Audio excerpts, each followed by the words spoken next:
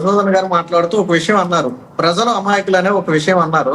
నేను దాన్ని అయితే ఖండిస్తున్నాను. ప్రజలు విజ్ఞులు, తెలివైన వాళ్ళు. ఎందుకంటే 2014 నుంచి 19 వరకు బాబు గారి పాలన చూశారు, 19 నుంచి 24 వరకు జగన్ గారి పాలన. ప్రజలు మళ్ళీ వస్తే ఏమన్నా చేస్తారని ఆశతో చూస్తారని చెప్పాను. మళ్ళీ వస్తే ప్రజలు ఇంకోసారి వస్తే ఈసారైనా చేస్తారన్నటువంటి ధోరణిలో చూస్తారు ప్రజలు. అందుకే మోసపోయారు అంటున్నా. ప్రజలు మళ్ళీ ఇంకే రెండోసారి వచ్చినప్పుడు, మూడోసారి వచ్చినప్పుడైనా చేస్తాడు. మొదటిసారి చేయలేదు కదా, రెండోసారి చేస్తాడో మూడోసారి చేస్తాడో ఒక ధోరణిలో చూస్తారు. పాపం ప్రజలు మోసపోయారు అని చెప్పాను నేను. ప్రజలు అమాయకులు కాదు. కంటిన్యూ చేయండి సుధాకర్. మీరు ఇందాక ఒకసారి వెరిఫై చేయండి, ప్రజలు అమాయకులు అన్న ఓడ అన్నారో లేదో ఒకసారి వెరిఫై చేయండి. మీరు కొద్దిగా వెనక్కి వెళ్తే మీకు కనపడితే మీరు అన్నదానికే నేను చెప్పాను. రెండోది, చంద్రబాబు గారు తొలిసారి ముఖ్యమంత్రి అయితేనో, లేదా మీరు అన్నట్టు రెండోసారి ముఖ్యమంత్రి అయితేనో ఆయన మీద ఒక అవగాహన ఉండొచ్చు, ఉండకపోవచ్చు. కానీ చంద్రబాబు గారు 4వసారి ముఖ్యమంత్రి, అంటే 3 సార్లు ఆల్రెడీ చూశారు, 4వసారి చూస్తున్నారు. సరే, పాత పక్కన పెడితే 2014 నుంచి మనం మాట్లాడుకున్నాం. విభజిత ఆంధ్రప్రదేశ్ తర్వాత ఆంధ్రప్రదేశ్ పరిస్థితి ఏంటి, అక్కడి నుంచి మనం మాట్లాడుకుంటే తొలిసారిగా చంద్రబాబు గారిని చూశారు, తర్వాత జగన్ గారిని చూశారు, తర్వాత మళ్ళీ చంద్రబాబు గారికి అవకాశం ఇచ్చారు. రాజకీయాల్లో గెలుపోవటము సహజం, నేనైతే దాన్ని విమర్శించను. కానీ మీరు 151 సీట్ల నుంచి ఎందుకు 11 సీట్లకు పడిపోయారనేది ఒకసారి పార్టీ ఆత్మపరిశీలన చేసుకోవాలి. ఇందాక మీరు చెప్పారు, మేము అవి ఇచ్చామని చెప్పారు. మరి అవి ప్రజలకు చెప్పుకుంటే బాగుండేది. మరి ఎందుకు చెప్పుకోలేదో, లేదా మీరు ఇచ్చిన వాటిలన్నింటిలో ప్రజలు సంతృప్తి పడలేదా అనేది మీరు పార్టీ పరంగా మీరు పరిశీలన చేసుకోవాలి. అంటే ఒకటి సుధాకర్ గారు బయట ఒక ప్రజల్లో అయితే ఒక నానుడు ఉంది. గతంలో ఏవైతే హామీలు ఇచ్చారో సంక్షేమం ప్రకారం అన్నీ చేసైనా, అప్పులు చేసైనా, ఆస్తులు తెగనమైనా, అంటే వ్యక్తిగతం కావద్దనుకోండి, ప్రభుత్వానియే, అది వేరే విషయం. ఏదో రకంగా ఆయన అయితే సంక్షేమ పథకాలకు డబ్బులు వేశారు. కానీ అభివృద్ధి అనే మాటను మరిచిపోయారు.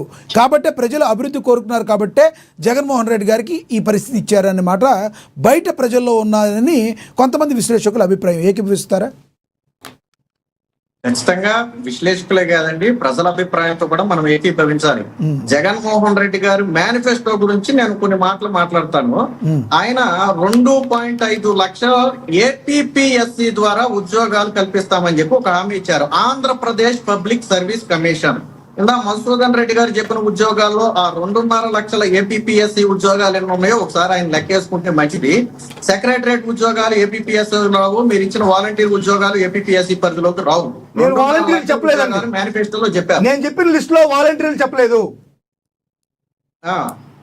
నేను అనేది మీ మేనిఫెస్టోలో 2.5 లక్షలు ఉన్నాయి, 5 ఏళ్లలో ఎన్ని ఇచ్చారో ఒకసారి మీరు లెక్క చూసుకోమని చెప్తున్నా. ఇన్ని ఇచ్చారా అన్ని ఇచ్చారని కూడా నేనేం బ్లేమ్ చేయట్లేదు, బట్ ఒకసారి చూసుకోండి.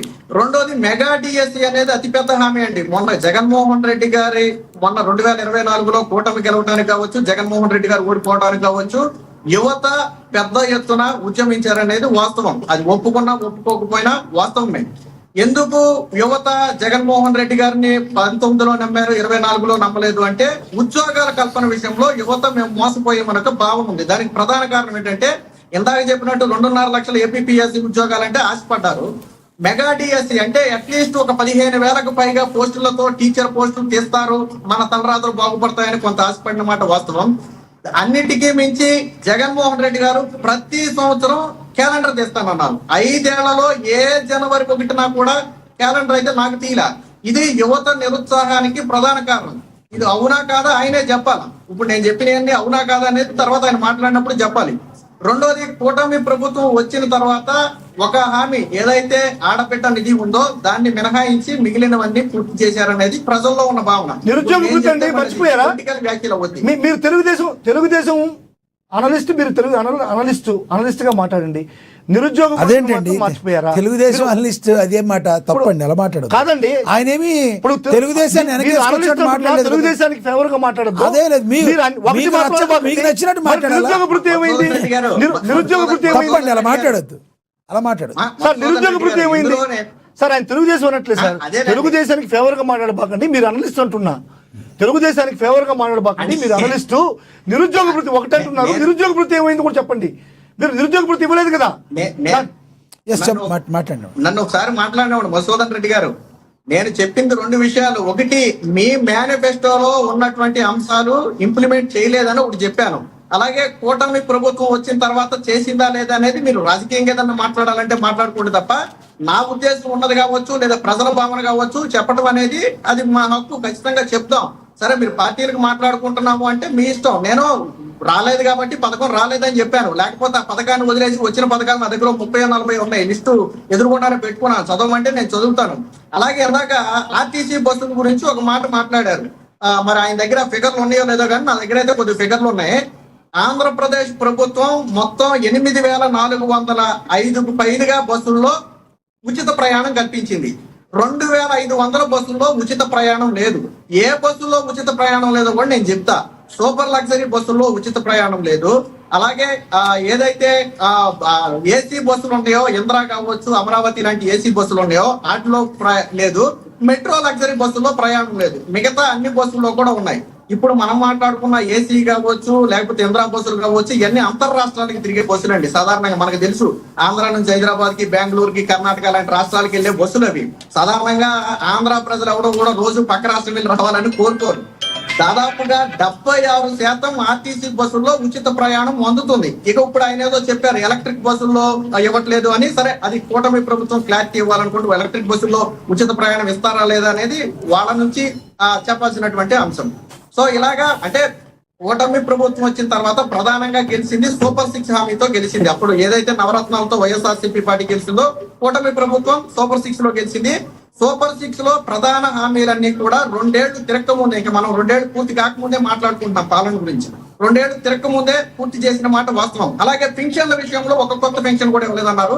నాకు కరెక్ట్ గా ఫిగర్ అయితే తెలియదు కానీ దాదాపుగా 1,00,000 వరకు ఏదైతే వితంతువులు అంటే అయితే ఇక్కడ ఇంకొకటి ప్రజల్లో ఎక్కువగా ఒకటి వైసీపీ విమర్శించడానికి కానీ సార్ 1,00,000 వరకు సుధాకర్ గారు కరెక్ట్ గా తెలియదు కానీ 1,00,000 వరకు పెన్షన్లు అయితే ఉన్నాయి. సుధాకర్ గారు వైసీపీ విమర్శించడానికి కానీ ఎక్కువగా ప్రజల్లో ఎక్కువగా మహిళలు ఎవరైతే ప్రజల్లో ఉన్నారో మహిళలందరికీ కూడా 15,000 భృతి ఇస్తామని చెప్పారు. ఏదైతే అది ఇంతవరకు చేయలేదు.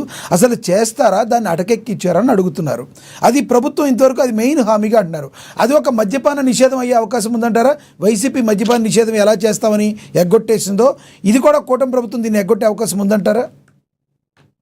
అంటే ఒక హామీ ఇస్తారా ఎవరు అనేది మనం ఇప్పుడే డిసైడ్ చేయలేమండి. ఎందుకంటే జగన్మోహన్ రెడ్డి గారిని ఎగ్జాంపుల్ తీసుకున్నాం. ఆయన 3,000 పెన్షన్ ని ఎన్నికలకు చివరి 6 నెలల ముందు మాత్రమే పూర్తి చేశారు. అంటే ఒక హామీని అమలు చేయడానికి జగన్మోహన్ రెడ్డి గారు ఎన్నికల వరకు సమయం తీసుకున్నారు.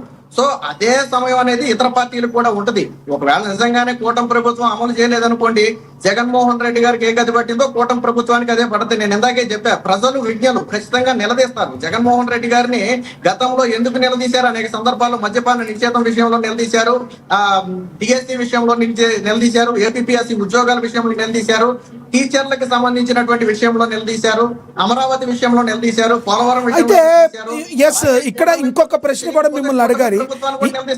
ఇంకొక ప్రశ్న కూడా అడగాలి. ఏ రాజకీయ పార్టీ అయినా ఈ మధ్య కాలంలో ప్రజల్ని బిచ్చగాళ్ళను చేయొద్దనే అవేర్నెస్ బాగా ప్రజల్లో పెరిగింది.